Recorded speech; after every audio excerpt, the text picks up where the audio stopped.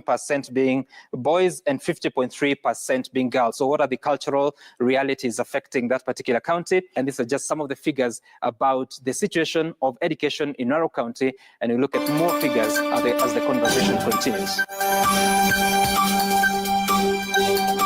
Ni takwimu hizo kutoka kaunti ya Narok kuhusiana na hali ya elimu. Hebu sasa tumrushie Sam Gituku ili aweze kuendelea na mdahalo huu, kisha tutawasikiza wananchi wa Narok baadaye, huku tukipata maswali kutoka upande huu. Sam.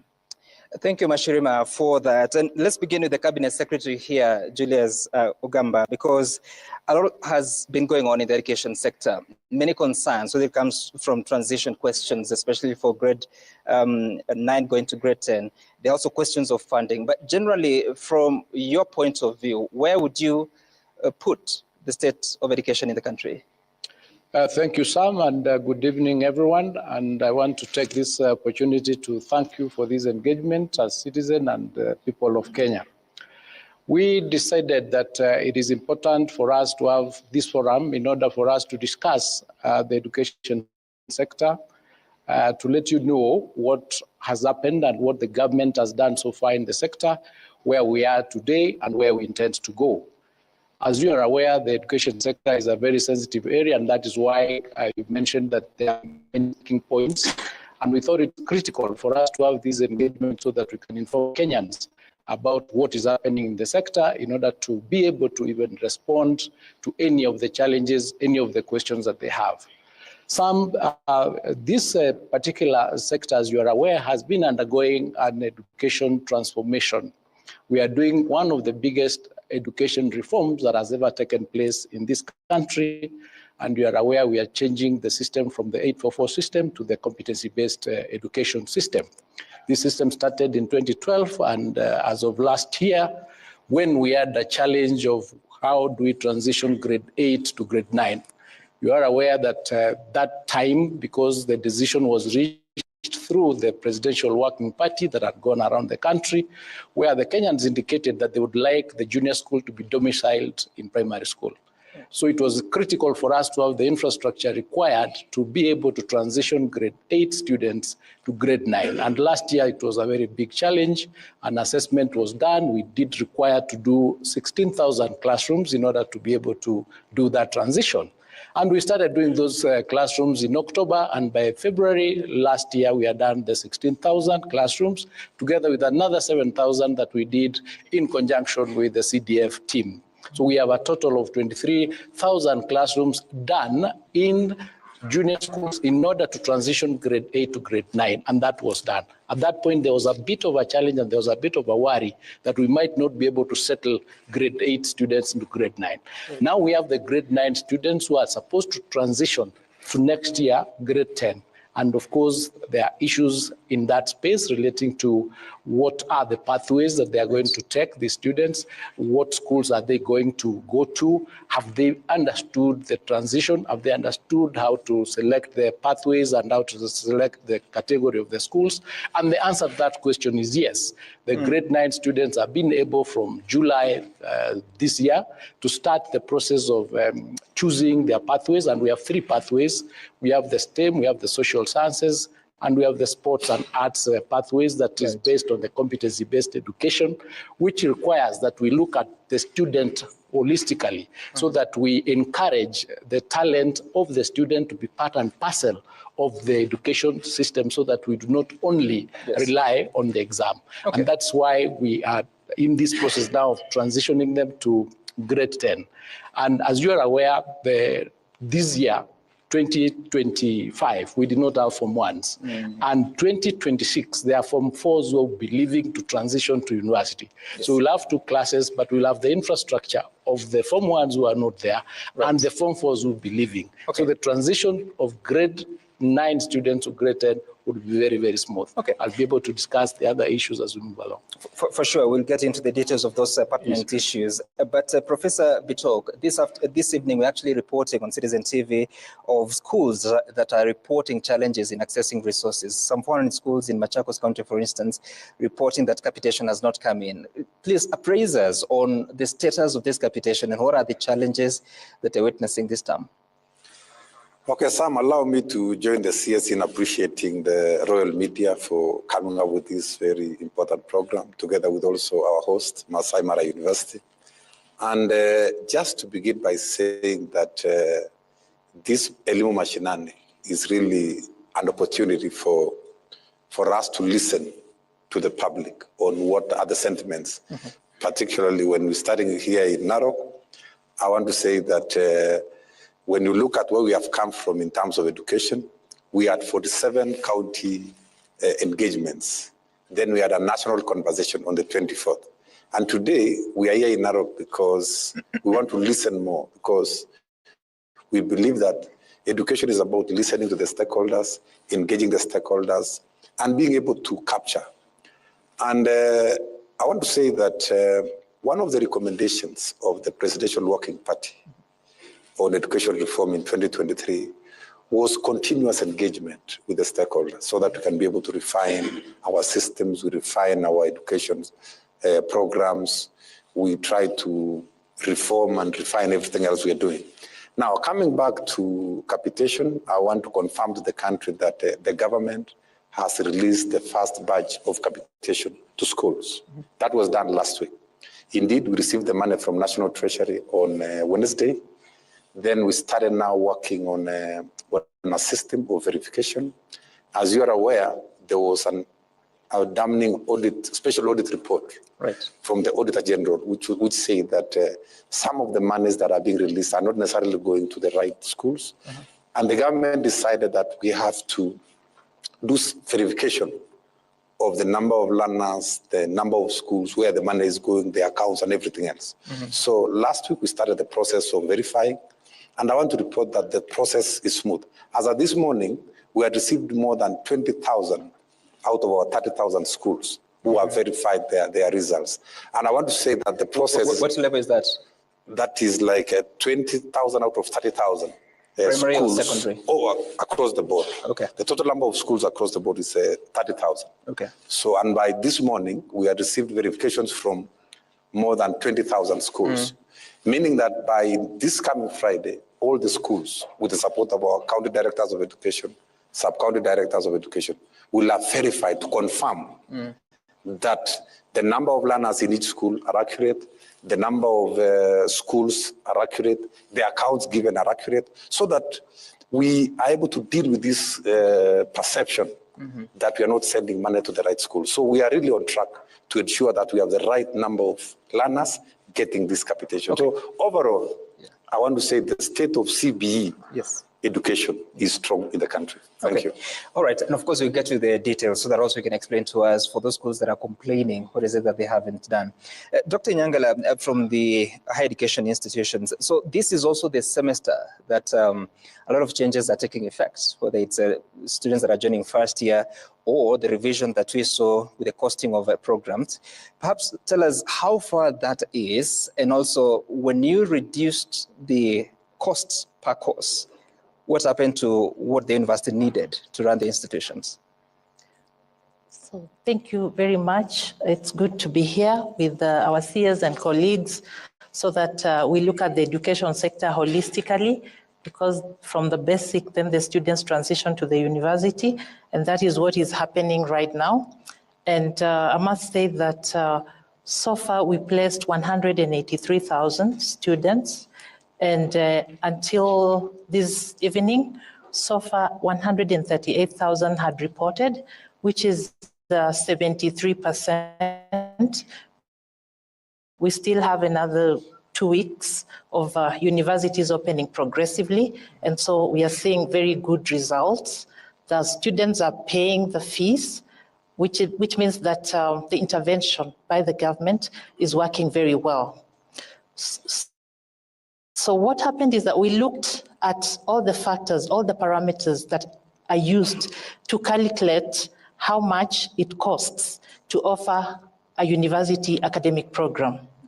And the parameters were set at ideal levels.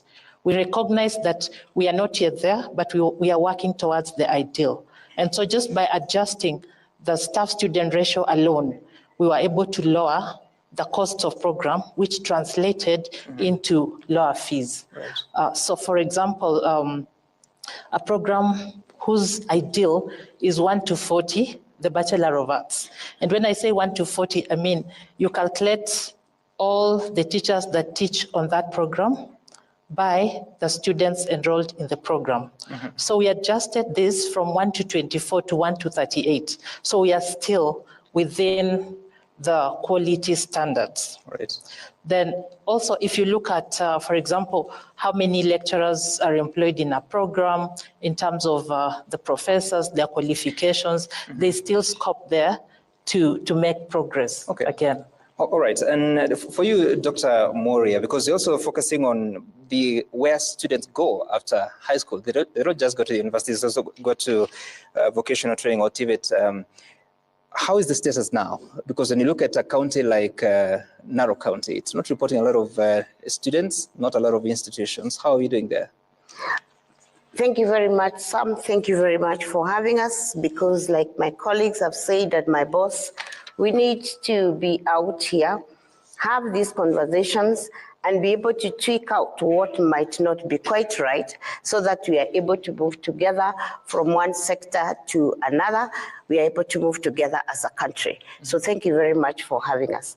For the TVET, which is the other pathway after Form 4, we are doing our best to ensure that the TVET institutions are requisite, be it in terms of funding, be it in terms of visibility, be it in terms of attitude. Because here before, some, you agree with me, a lot of us saw the little institutions that were in the villages and believed that is what TVET was.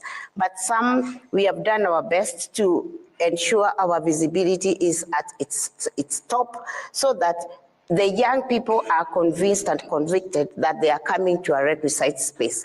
As far as funding is concerned, we have also gotten to a level where the funding in the institutions is not quite where we'd want it to be, because money is never enough. Nobody ever had enough money. But we are ensuring that the government is requisitely funding the TVET space, so that we are able to convince the young people that this is the space to go to as well. All right, and that's just the start of this conversation. We have so much to cover, and especially hearing from the audience that is here, and of course those that may not have managed to get here physically. We'll be getting to those questions shortly from now, as you talk about the capitation, the infrastructure, and obviously the transition that we will be seeing come January. We're taking a short break now.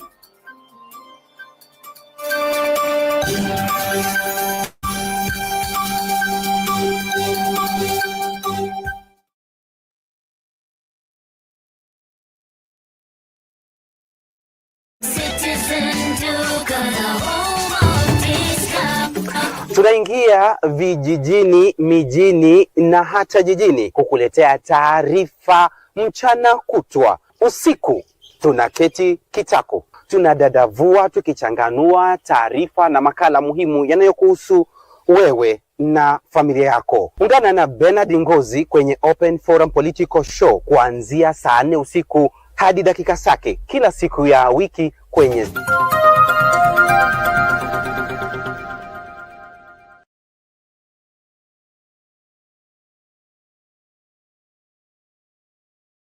Tonight, the show that gives you an opportunity to air what you feel and think about the latest development on our political front. Well, a lot is taking place so fast. Therefore, everybody must work hard to stay on the cutting edge as far as making sense of our politics is concerned, and of course, remaining on top of all matters. Tonight, this is Sound Candy Talk Live.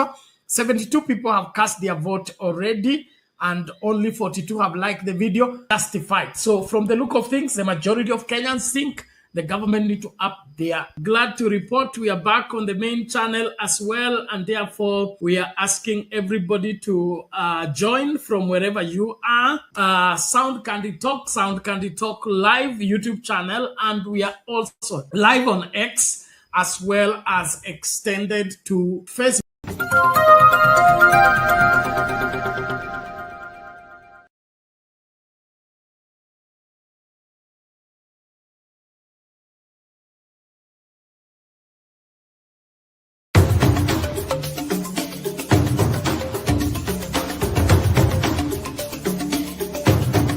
Kutoka vijijini, mijini hadi jijini. Hii ni Sound County Talk Live.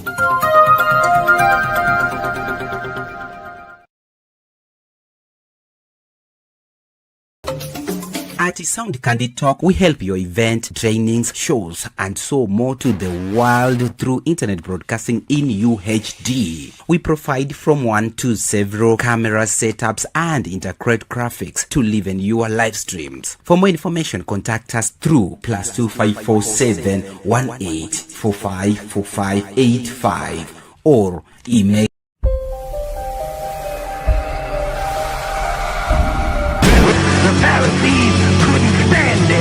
But they found out they couldn't stop him. Pilate couldn't find any fault in him. Terror couldn't kill him. Death couldn't handle him. And the grave couldn't hold him. Yeah! That's my king. That's my king. Hallelujah, yes, we are naga. Hallelujah, yes, we are naga. You've dreamed about the perfect wedding, the dress, the vows, the happily ever after, but let's ask the most important question. Before you say I do, are you truly ready for the lifelong commitment that comes after the honeymoon period fades? Bernard Ngozzi's groundbreaking ebook Are You Marriage Ready is the ultimate guide to building a successful, lasting marriage.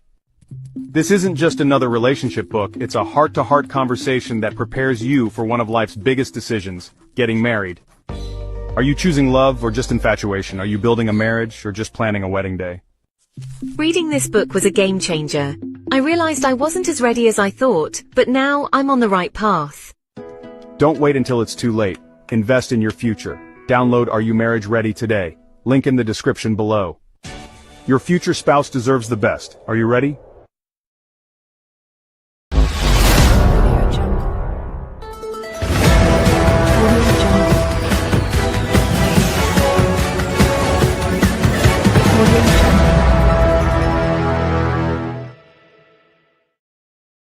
At the same time, the Ethics and Anti-Corruption Commission, EACC, has launched investigations into members of parliament accused of demanding bribes.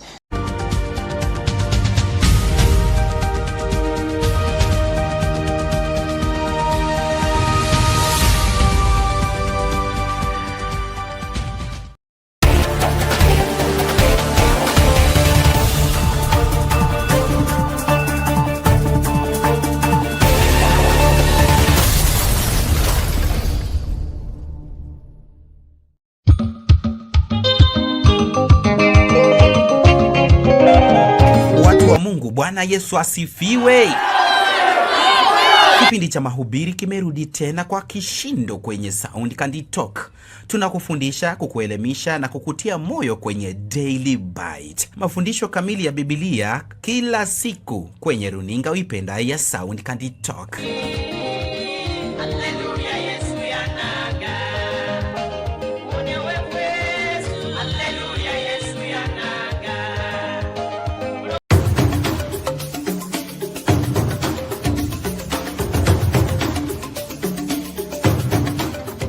Sound County Talk is timely, accurate, professional, and affordable. You have a complaint or compliment, any question concerning our broadcasting, contact us soundcandytalk@gmail.com. We are on Facebook, YouTube, TikTok, and X at Sound Candy Talk. Call us on 0718 45 45 tuna wazazi, tuna wanafunzi, tuna TSC, tuna HELB. Wote ambao ni wadau katika sekta ya elimu wako hapa na wataweza kujibu yale maswali ambayo yataulizwa hivi punde. Lakini kwanza tuwasikize wananchi kutoka kaunti hii ya Narok.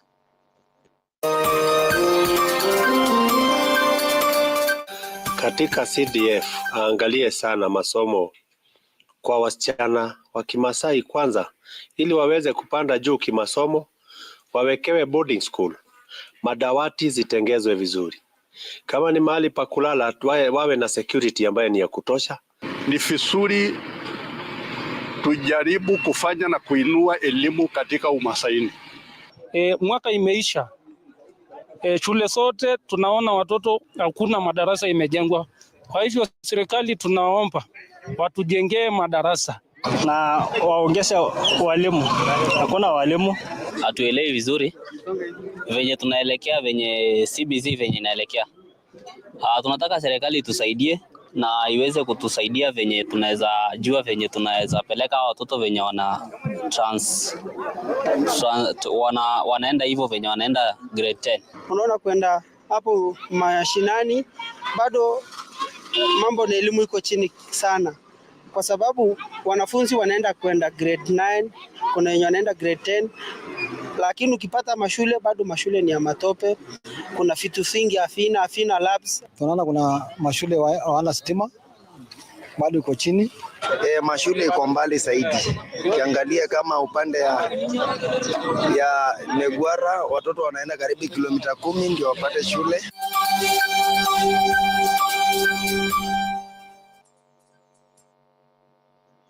Na bila shaka maswali yapo kutoka kaunti ya Narok, na pia tuchukue baadhi ya maswali kutoka hapa ukumbini. Tuanze na wewe, tuambie jina lako, unafanya nini na swali lako ni lipi? Kwa majina yangu naitwa Nambayo Koriata na mimi ni mwanaharakati na tena mimi ni msasi.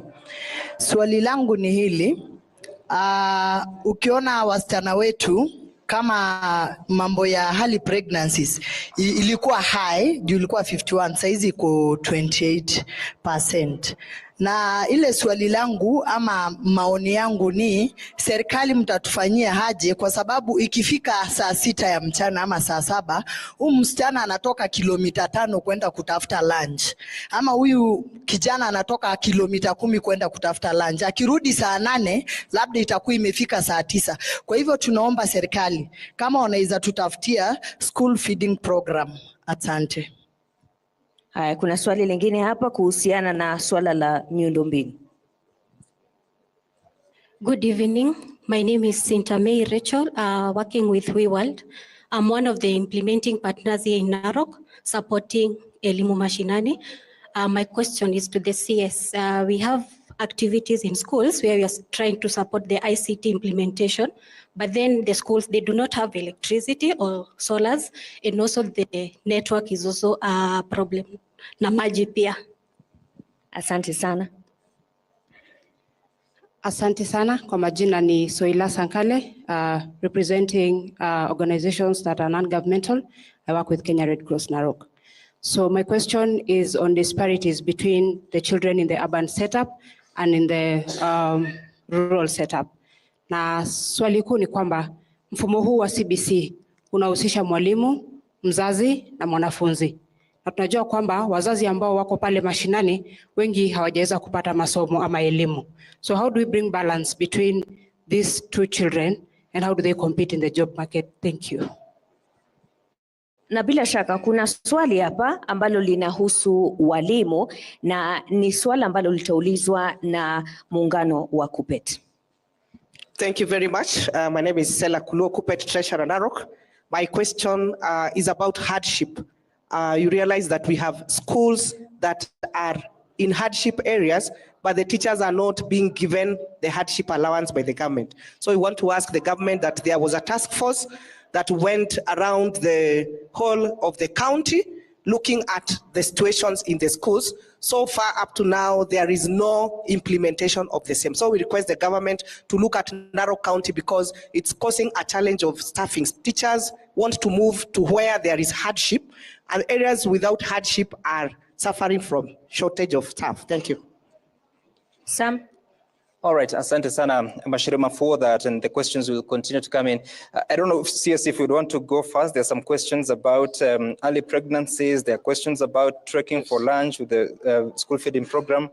I don't know what you'd want to highlight. Thank you, Sam, and thank you for those questions. The government has a program that we feed children in ASAL areas and low-income areas in urban centers. Currently, the program is feeding or dealing with 2.6 million children at a cost of about 6 billion Kenya shillings. There is a program that is intended to raise this number to 10 million by the year 2030, depending on whether we'll be able to get resources to be able to undertake that exercise, and we are working towards that number. So what is happening is that we have a program where, because there are so many players in the sector of school feeding, where we'll have a centralized system to get to know who is feeding children where, so that it will be easier to map and allocate resources to where they are most required. So in situations where children are traveling long distances, that is part and parcel of the schools and the institutions that are actually candidates to be included in these programs, and the studies will have to be undertaken to see how to increase this number. So as we increase the number from 2.6, more schools and more children would come into that bracket, so that we can be able to feed them. Those distances, of course, they are quite far, and we've realized that when we do the school feeding programs in ASAL areas and low urban income areas in towns, the students are able to be retained in school, they're able to do better, and even the girls are able to be able to perform better in those institutions. So it is the government's plan to increase the number from 2.6 all the way to 10 million. And it's part of that process that is ongoing of determining which particular institutions need to come into that bracket. That would go into the other issue that Kupet has also raised relating to the hardship area.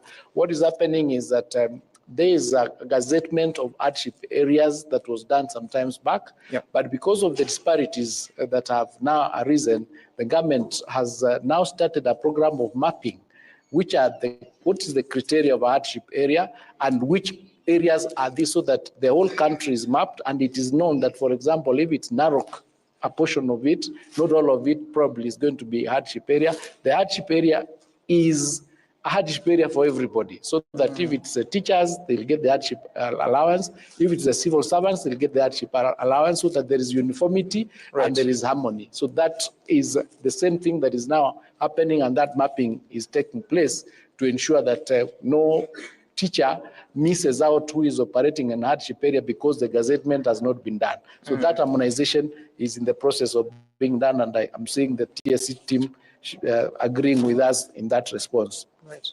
You will take maybe the question on disparities between the rural area and the urban centers. The implementation of the hardship, I've actually covered that one. Now, the issue relating to electricity and lack of internet in institutions and lack of solar. So we are trying to come up with a solarization program as a ministry, so that all our institutions have at least electricity, either in solar or using the last mile under KPLC, to ensure that each institution has a particular electricity, so that the students in those institutions can access and can use the gadgets, the computer gadgets, the digital gadgets. In terms of the internet, we are exploring the possibility of partnering with even Starlink, so that in far-flung areas where we do not have electricity, we have the Starlink to power internet in those particular sections. And this is also working quite well for the TVET sector, so that the institutions have at least the internet, so that we can ensure that our students across the country are almost at par. So it is a program that we are working with partners to ensure that those institutions that do not have water, that do not have electricity, that do not have internet, we are able to provide those using many pathways to ensure that they are actually done. All right. There was a question about the teacher shortage. I don't know if anyone from Teacher Service Commission would want to take that, but first on the question of the quality between rural areas and urban areas. Thank you very much, Sam. And just to join the CS in saying that indeed, I agree with Soipan that there has been a disparity between rural and urban education. And the government is doing everything that is possible to ensure that that gap is bridged. And I want to give 2 or 3 examples. One, in the last 2 years, the government has built 23,000 additional classrooms, largely on rural areas, to support students who are in rural areas. And that is a classic case of trying to bridge the gap. In addition to that, the government has also mapped 1,600 schools without laboratories in the rural areas. And the project is underway. It's a World Bank project which is underway, and we're expecting the labs to be ready by January. In addition to that, the government also has been able to employ 76,000 teachers and another 24,000 coming to make it 100,000. Most of these teachers, 90% of them, are going to rural areas so that they're able to bridge the gap between urban and rural children, because teachers are the most important assets in as far as delivering the curriculum and delivering quality education is concerned. So I want to reaffirm the government's commitment to bridge the gap between urban and rural. And the statistics are very clear that the government is pushing more resources to the rural areas through these labs, through classrooms, through partners, including our faith-based organizations. There are many organizations which are building schools and trying to increase capacity of our schools in the rural areas. So the government is really focused on ensuring that there's equity across the board on matters education. Okay, Dr. Nyangala, allow me to take a short break, but when we come back, we'll also get an opportunity to respond to some of those pending issues, and of course hear from the audience, and if anyone from Teacher Service Commission would want to say something, we'll give you a chance to do so. We're back in a moment on Elimu Mashiani.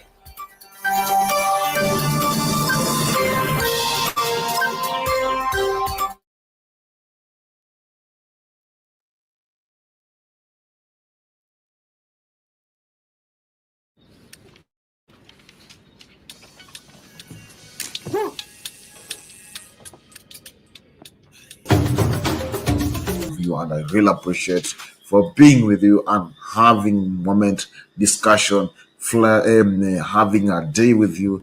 Indeed, it's so great as Bernard started over. For more confirmation or for more details of if you want to support the channel, just use the scrolling details on the screen and it will be great. If you also want to advert with us, use the screen details on the screen and we'll market your product very well, and we also market. And if the first time coming along the channel and you have not clicked the subscription note, please make sure you click the subscription note so that we can be together and we can move together as one. And also there's the link to join inside to be a member of Sound Candy Talk. Please, I still urge you, click the link, join and be a member of Sound Candy Talk. For those who are watching us on TikTok, please, I urge you, go to the YouTube channel, search Sound Candy Talk the same way it is on TikTok. Please subscribe and also join. Be a member of Sound Candy Talk and it will be great. We really love you. We really respect you. And I really ask God bless you, because we'll appreciate for you being there as Team Sound Candy Talk.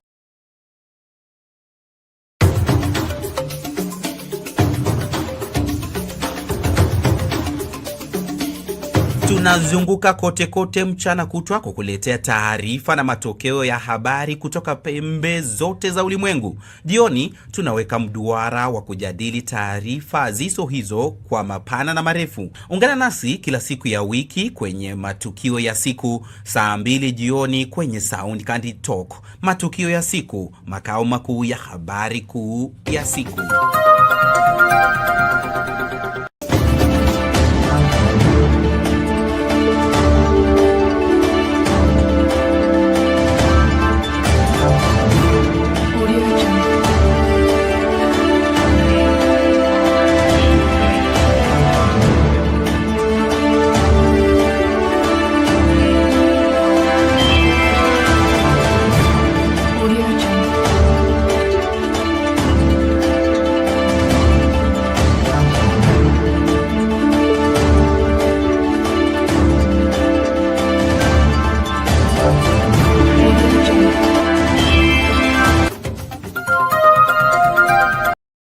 Tonight, the show that gives you an opportunity to air what you feel and think about the latest development on our political front. Well, a lot is taking place so fast. Therefore, everybody must work hard to stay on the cutting edge as far as making sense of our politics is concerned, and of course, remaining on top of all matters. Tonight, this is Sound Candy Talk Live.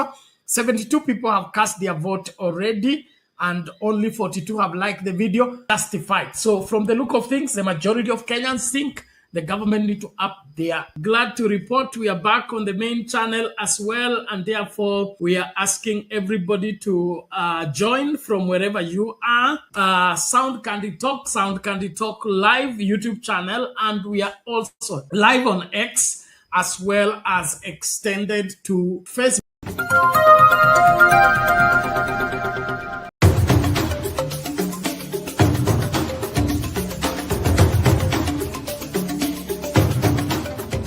Sound Candy Talk is timely, accurate, professional, and affordable. You have a complaint or compliment, any question concerning our broadcasting, contact us soundcandytalk@gmail.com.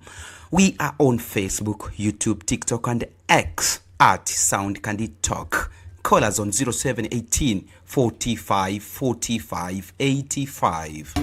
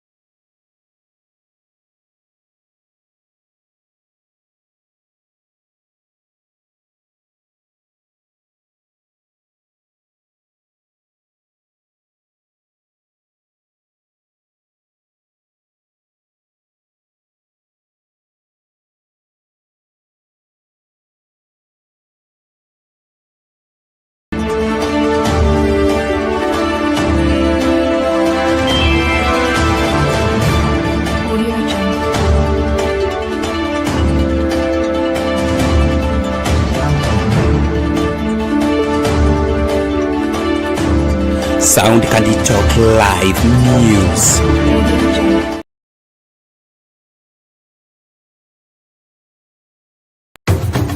We also work on creating documents, feature stories, explainer videos, 3D animation, and anything media related. We also offer consultation on media related topics. Our work is timely, professional, and very affordable. So talk to us, soundcandytalk@gmail.com, or you can call us on 0718 45 45 85.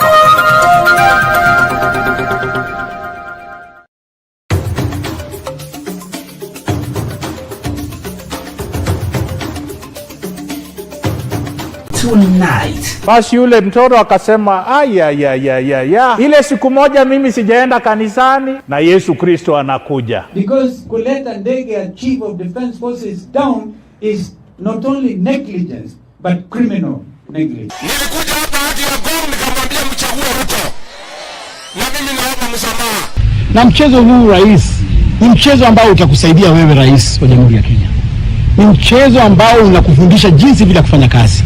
Your Excellency, what helped that case was there was a policeman who recorded his statement in English. Sasa huyu ndiye nilipiga kofi. Juzi ndio amenipigia simu akaniambia.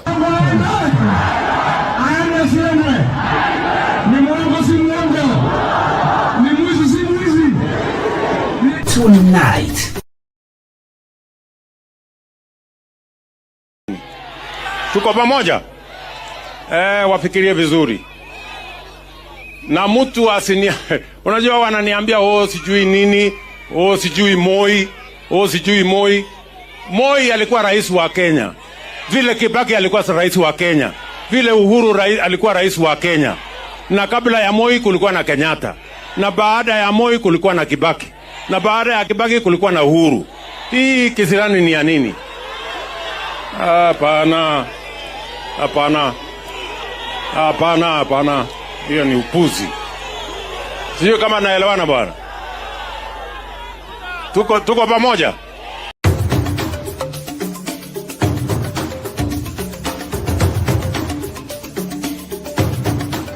You are watching Sound Candy Talk Live.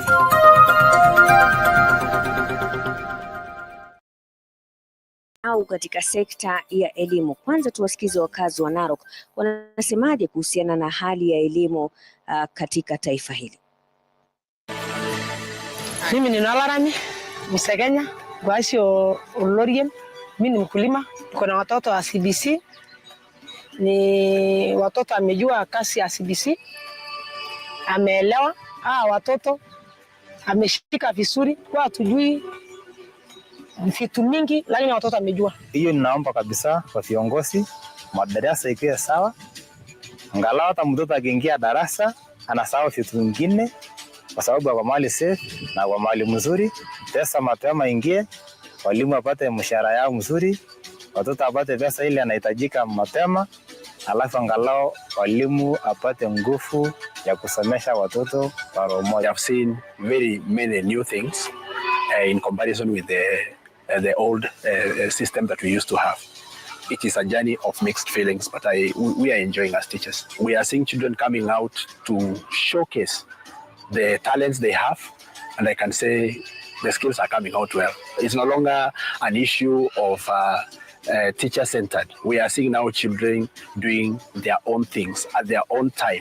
We can start a story by children have chosen exactly what the subjects they feel they can do to their best. Elimu wamefanya kuwa rahisi, tuna enjoy. CBC imetusaidia sana. Even tukiwa na project, wazazi wanatusaidia because kiambia mzazi akusaidia, hata anakusaidia because anajua kuna kitu inafanyika.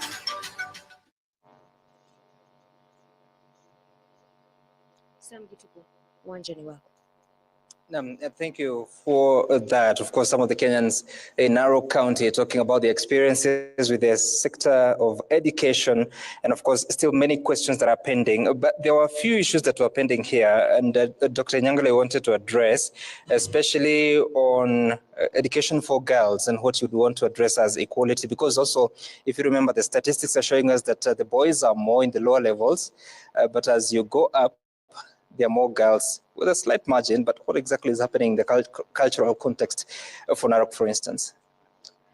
Thank you, Sam. First of all, I wanted to address the issue of the divide between urban and rural, informed and maybe less informed. And this is where universities are coming in, because the role of universities is teaching, research, and community outreach. So most universities are partnering with communities and engaging parents, sensitizing them on the kind of support they need to give to the students to excel in these competency-based education programs. Students also are encouraged to undertake projects within the communities to empower the parents to support their children. And so through these close linkages with the university sector, we are realizing some benefits, and we are confident that they're going to multiply. With regard to the performance of girls, we've had many mentorship programs, especially in collaboration with the non-governmental organizations. The government also runs mentorship programs like the one with the Semaster, which is a center for strengthening the teaching of math and STEM.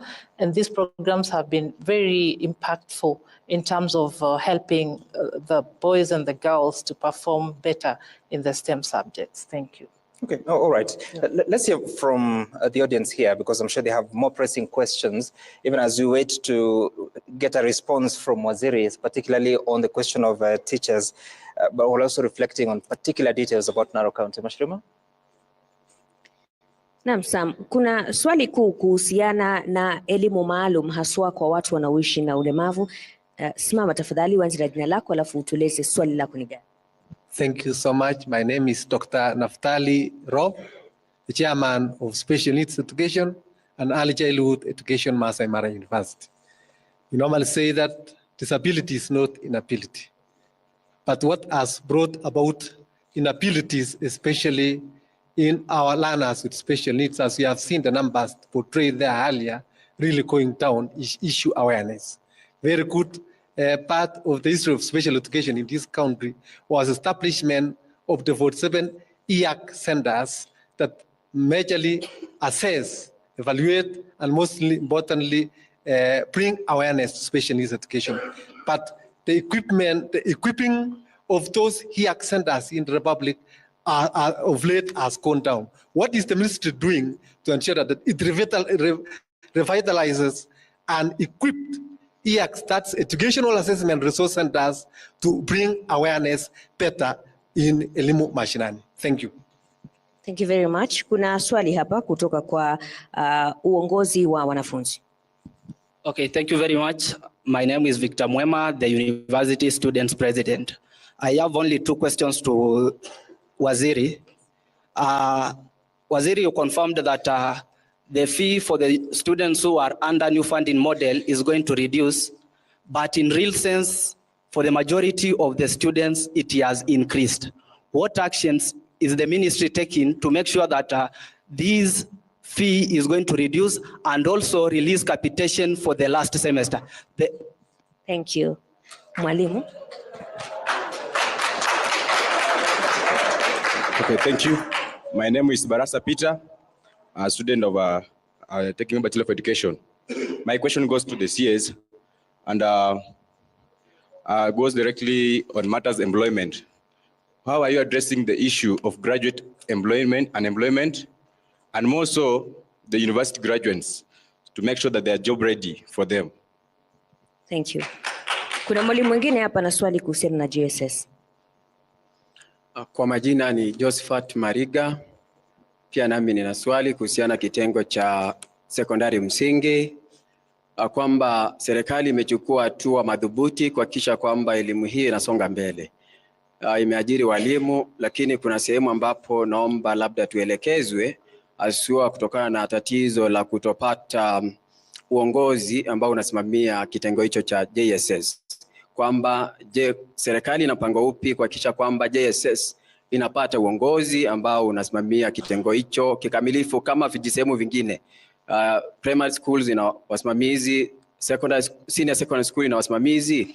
Je, junior secondary school itapata wasimamizi lini? My name is Lois Anduvare. My question is to the CS. Elimu Mashiani is a good initiative, and it is one of the pillars is to strengthen a community relationship. My question is, what is the government doing to strengthen the stakeholders, that is the parents, the teachers, and the students at large? Thank you.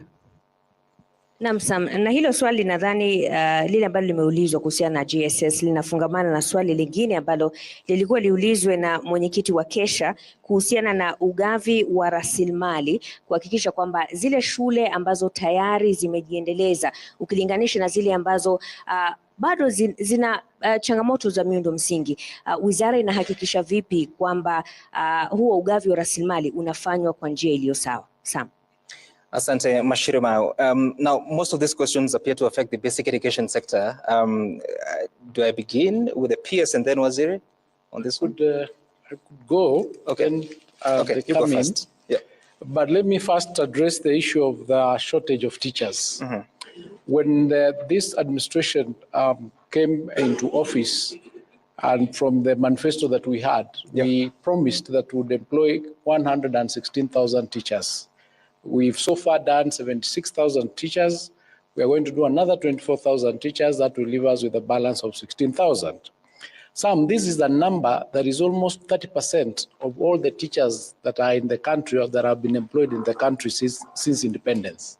And to do this, the government had to increase the allocation of the resources to the education sector from 682 billion in the year 24, the financial year 24-25, to 702.7 billion in the financial year 2025-2026.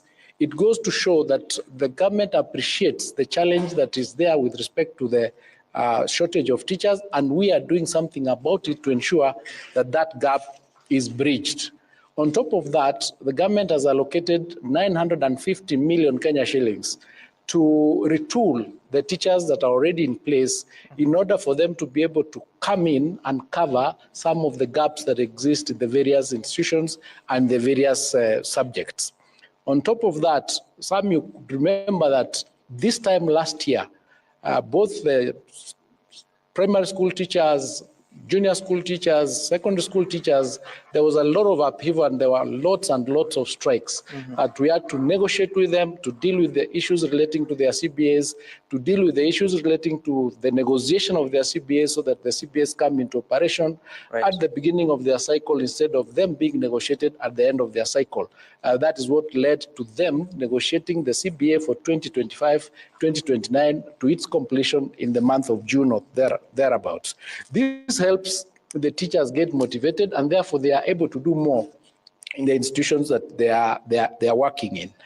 On top of that, the challenges that were there, for example, the intern teachers, who are 46,000 of them, were actually converted into permanent and pensionable beginning January this year. So as a government, we are doing things around that space to ensure that that gap is actually closed. On top of that, the statistics currently are showing that the teacher-student ratio is now at 1 to 29. The budget that I've talked about, it is at 28%. The UNESCO's requirement is to be at 20%. So we are 8% above the international standard that is required. So to answer that question of shortage, we are doing something about it, and we're also working towards ensuring that we rationalize the distribution of teachers so that we do not have institutions that have more teachers than they need. We are able then to move them to the schools that require them, so that we balance and ensure that there is equality and equity in that distribution. There is a question that the student of the university asked relating to the fact that we have said that university fees has reduced, but it has instead increased. That is not correct. What we did from the school fees, the cost of programs last year, an analysis was done as to what is the actual cost of each program. And we were able to reduce the cost of all the programs in universities by between 15% and 40%. So there is no way that a program that was 15% higher or 40% higher would be higher this year, unless you give me a specific case and we look at it and find out whether the actual fee has been uploaded. There are some universities, for example, that have not opened, and they probably have not uploaded the figures of these reduced fees because these figures got ready on the 15th of August, and they started uploading them from about the Monday after 15th of August. So the institutions that have opened, the 39 universities that have opened, the students who have been admitted as at 7 o'clock, at 6 o'clock, they were 138,000. At 7 o'clock, and I was checking my phone here, they are at 144,000 that have already reported. These students, the report we are getting from the universities is that now, because of what we did in reducing the fees and ensuring that we are now dealing with the individual students' actual need and capacity to pay fees. The students now, the lowest payment level of household in any of these 39 universities that have opened is 85%. Meaning, because of the rationalization that we've done, now more students are able to pay fees. And in fact, in Chuka University, the report I have, out of 6,800 students who reported, only one parent has not been able to pay the school fees. And the reason is that they have 2 students in that college. They have been able to pay for one. They have requested that they be given more time to pay. That fees has reduced to between 5,800 to 75,000. So we have been able now to address the question of affordability of university education. We've been able to address the question of sustainability, because now we have more students paying. We had high fees, but low payment levels and more dropouts. So now we are going to have more students paying, more sustainability for the universities, and more retention in the universities. So it is something that we need to look at. And yes. Waziri, because we are crossing the time, allow me to take a short break. When I come back, we'll also hear from the other from the principal secretaries also on their specific answers to some of those questions, including a university like Moi University, which obviously you know what has happened there, as learners are expected to report. We'll be back in a moment.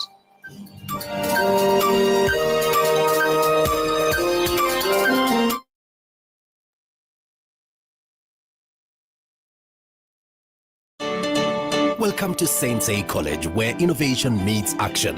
At Sensei, we don't just teach, we train, we equip with hands-on market-driven courses. Join thousands of Kenyans and the rest of the world who have launched their careers with just an ID. Our friendly learning environment, modern facilities, and skilled instructors give you the support you need to thrive. Looking for industry-based training with real tools, real skills, and real outcomes? Look no further. Call 0707 964 600. PMAC Battle Ignites. Power unites. From all corners, only the strongest will rise. In August, the group stage battles were fierce. 16 elite teams emerged.